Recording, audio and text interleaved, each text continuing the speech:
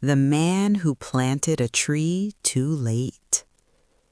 Once upon a time, in a quiet village, surrounded by dry land and tired winds, there lived a man everyone believed was too late. They said his life had already been lived, that whatever dreams he once carried had long since faded into the past. To them, he was not a beginning, but an ending. But sometimes the world is wrong about people, and sometimes it takes one quiet act to prove it. The man's name was Harun. His back was bent from years of labor, and his steps were slow, as though each one carried the weight of time itself.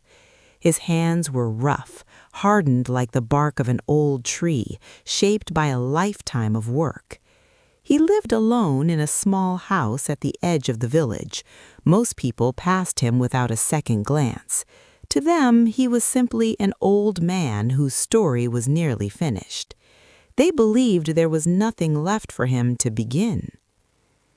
Behind Harun's house stretched a patch of land that no one cared about. The ground was cracked and dry, split open by years of heat and neglect.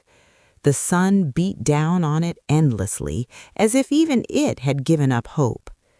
Nothing grew there, not a single blade of grass, not even weeds dared to survive in that lifeless soil. And yet, every morning Harun would stand at the edge of that land, staring at it, as if he could see something no one else could. Then one morning, something unusual happened. Harun stepped outside carrying a small shovel in one hand and a fragile sapling in the other. Its leaves were thin and uncertain, trembling in the dry air as though it didn't belong there. The villagers noticed immediately. They whispered among themselves, their voices filled with confusion and disbelief. Why would an old man start something he could never finish? To them, it made no sense at all. The whispers soon turned into laughter. Children pointed and giggled as they passed by. Adults shook their heads, some with pity, others with quiet judgment. To them, it was nothing more than foolishness. One man called out to Harun, his voice loud enough for everyone to hear, "Why plant a tree you'll never sit under?" But Harun did not argue. He did not defend himself. He simply smiled and continued digging. Day after day, Harun returned to that small patch of land. The sun burned above him, pressing down with relentless heat. His body ached with every movement, and his hands trembled as he carried water from the well. Some days the bucket felt too heavy. Some days his legs felt too weak, but no matter how difficult it became, he kept going, because something inside him refused to stop. At night, when the village had fallen silent, Harun would sit beside the small tree. The stars stretched across the sky, watching quietly as he leaned closer to the fragile leaves. The air was cooler then, softer, almost as if the world itself had slowed down. And in that stillness he would whisper gently, "Grow strong, even if I cannot stay." It was not a wish for himself, but for something beyond him. The seasons came and went, each bringing its own challenges. Dust storms swept across the land, rain fell and disappeared, and cold nights tested the strength of everything that lived. The small sapling endured it all, growing little by little. The laughter faded, but doubt remained. People no longer mocked him openly, but they still didn't believe the tree would survive. To them, it was only a matter of time before it failed. As the tree grew stronger, Harun grew weaker. His steps became slower, his breath heavier. His hands shook more than before, and even standing became a challenge. But still, he returned to the tree. Each drop of water he poured was a quiet act of determination.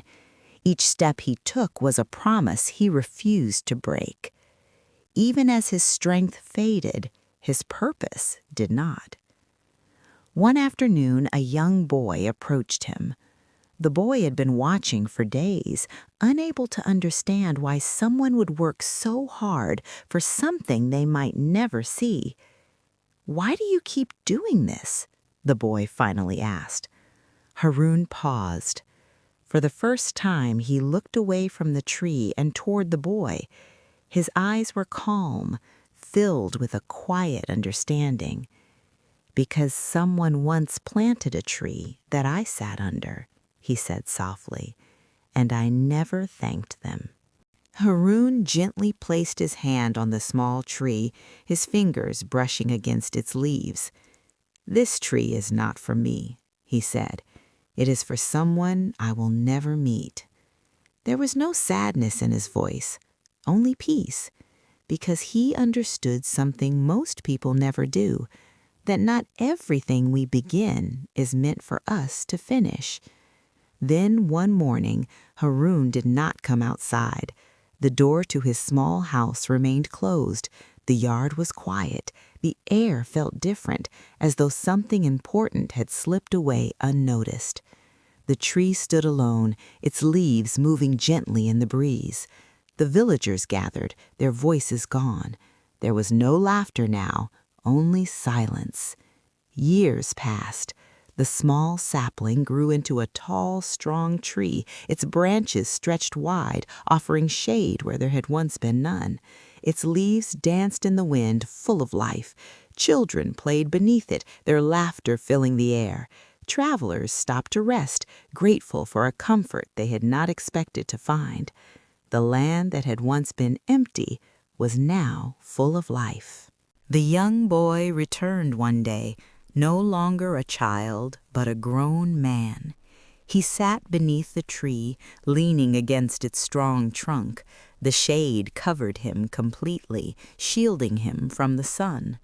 As he looked up at the branches above him, he remembered the old man who had planted it. He knew, the man thought quietly. He knew he would never see this. And yet, he planted it anyway. The world we live in today was built by people who never saw us. Every road, every tree, every opportunity began as someone else's effort, someone else's belief in a future they would never experience. And the world that comes after us will be shaped by what we choose to begin now. So ask yourself, what will you plant even if you never sit in its shade?